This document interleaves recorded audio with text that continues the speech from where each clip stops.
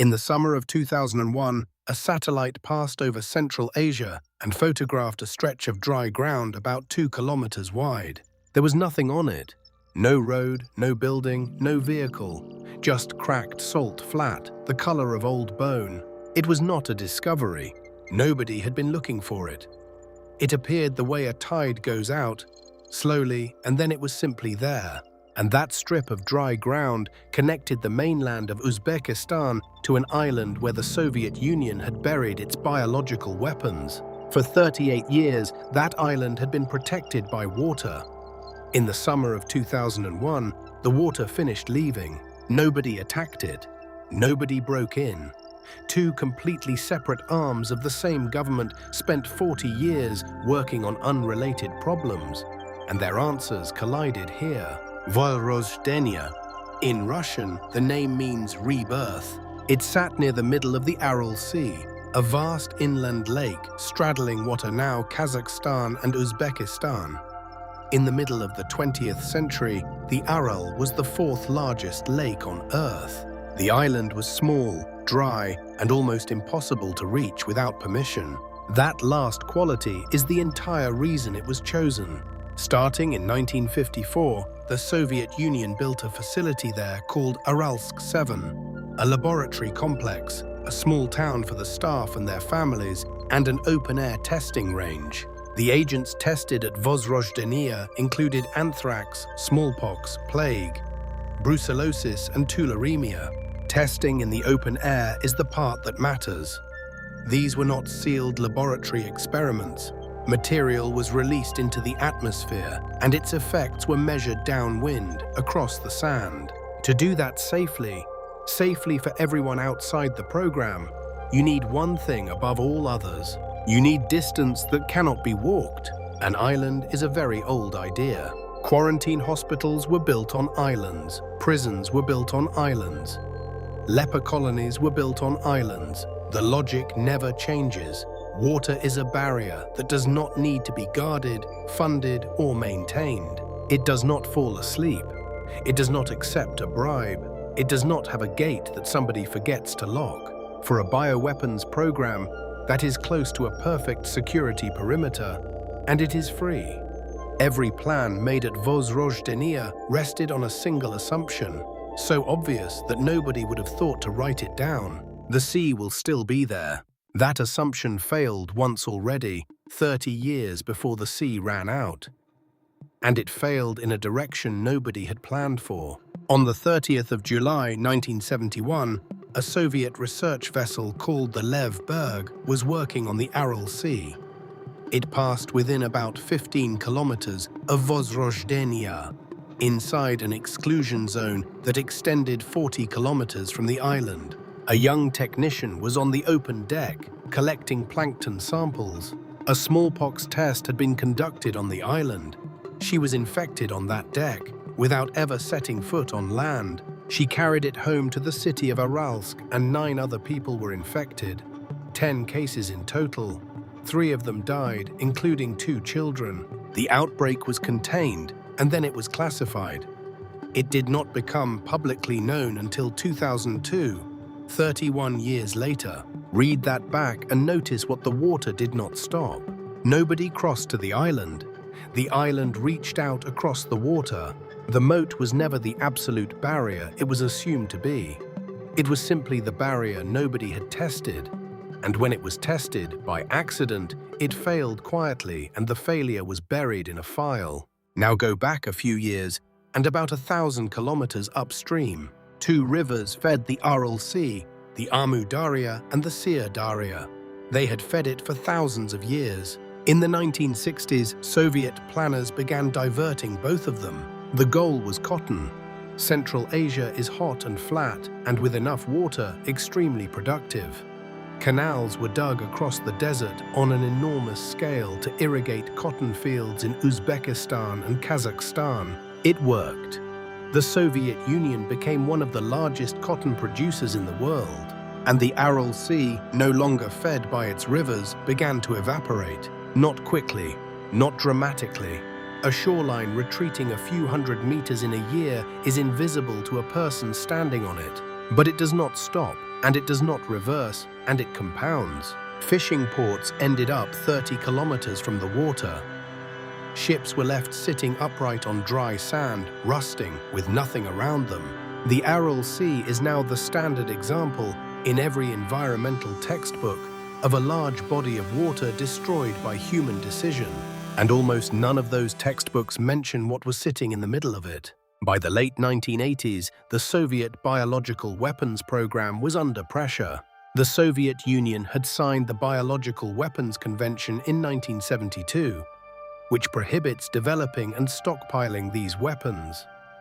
The program continued anyway, but by 1988, with international scrutiny increasing, the decision was made to get rid of a large stockpile of weaponized anthrax held at a facility in the Urals. Getting rid of it meant moving it. The stockpile was mixed with bleach, loaded into containers, transported across the Soviet Union, and buried in pits on Vozrozhdeniya Island. 11 pits. Sources disagree about exactly how much material was buried, and no authoritative figure has been confirmed. The Arms Control Association describes it only as substantial amounts of weapons-grade anthrax, mixed with bleach and buried as slurry. The bleach was meant to kill it. Anthrax spores are extraordinarily durable. That durability is precisely why the agent was weaponized in the first place. 4 years later, in 1992, the site was abandoned. The staff left. The town emptied. The laboratory was left standing. And the island was left to do the one job it had always done: stay unreachable. Here is the part that is difficult to hold in your head at the same time. The men who chose that island were not careless. Given what they were doing, the island was a sound decision. A moat that maintains itself is better security than any fence. The men who diverted those rivers were not careless either.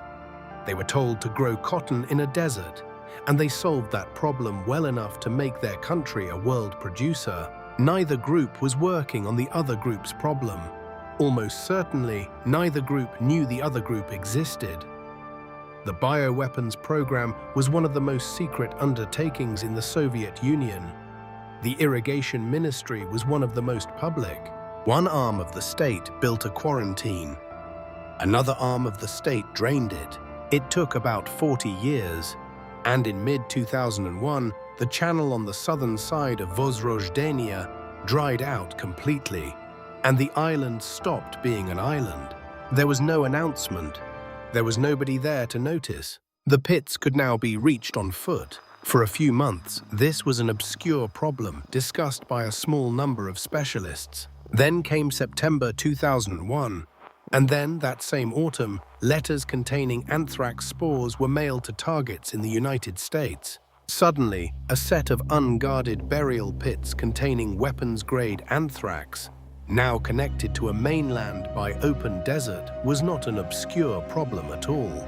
On the 22nd of October 2001, the United States and Uzbekistan signed an agreement.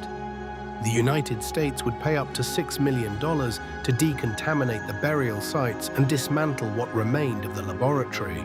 It was funded through a program called Cooperative Threat Reduction, an arrangement in which the United States pays to secure or destroy weapons that the Soviet Union left behind in states that had not asked to inherit them. In the spring of 2002, a decontamination team reached the island. They camped on it. They worked through the pits with a chemical treatment, one site at a time, in a place with no infrastructure, no water supply, and summer temperatures well above 40 degrees. 10 burial sites were decontaminated. The work finished in the summer of 2002. The detail worth stopping on is what the team found before they treated the pits. When samples were taken from the burial sites, viable anthrax spores were recovered, not traces, not fragments, living spores, capable of germinating more than a decade after they had been mixed with bleach and buried in the desert to destroy them. This is not a failure of the men who buried it. It is a property of the organism. Anthrax survives as a spore precisely so that it can wait. Dry heat, chemical attack, decades of time. A spore is built to outlast all of it and germinate when conditions improve. That is why it was chosen as a weapon. And that is why burying it did not end the problem. It only relocated it and started a clock nobody was watching. Vozrozhdeniya no longer exists as an island. It does not exist as a peninsula either. By 2014, the southern basin of the Aral Sea around it had dried out entirely. What was an island in a lake is now simply a raised area of desert, indistinguishable at ground level from the sand around it. You can drive to it. The buildings of Aralsk 7 are still standing. A laboratory, empty apartment blocks, a road system with no traffic on it, holding their shape in dry air that preserves almost everything. The decontamination in 2002 was real work, done well, and it addressed the burial pits. But the thing this story is actually about was never in the pits. It is that the safeguard was a natural feature. Nobody built it, nobody budgeted for it, nobody was responsible for maintaining it. And so when another department of the same government quietly removed it over 40 years, there was no procedure that would catch it. No alarm was connected to the sea. If you want to know what else was secured by something nobody was watching,